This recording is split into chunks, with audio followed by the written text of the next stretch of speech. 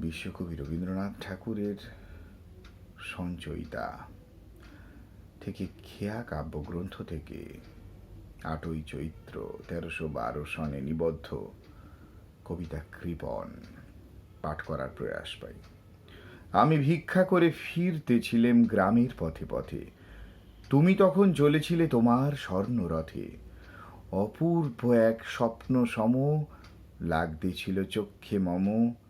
কি বিচিত্র শোভা তোমার, কি বিচিত্র সাজ। আমি মনে ভাবতেছিলেম এ কোন মহারাজ।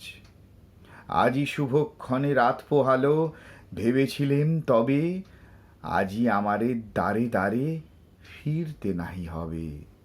বাহির হতে নাহি হতে কাহার দেখা পেলেম পথে, চলিতে রথ ধনুধান্য ছড়াবে দুই ধারে। মুঠা মুঠা কুড়িয়ে নেব, নেব ভারে ভারে।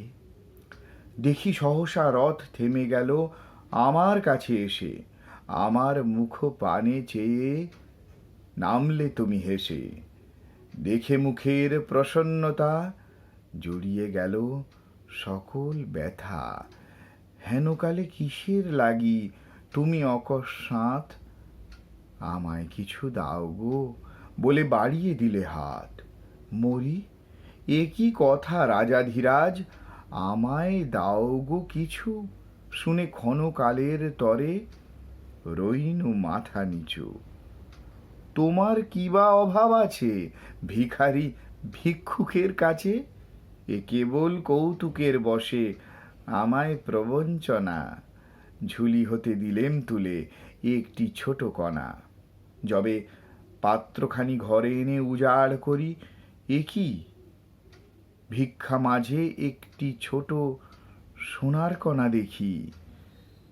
দিলেম যা রাজ ভিখারিরে, স্বর্ণ হয়ে এলো ফিরে। তখন কাঁদি চোখের জলে দুটি নয়ন ভরে। তোমায় কেন দিইনি আমার সকল শূন্য করে।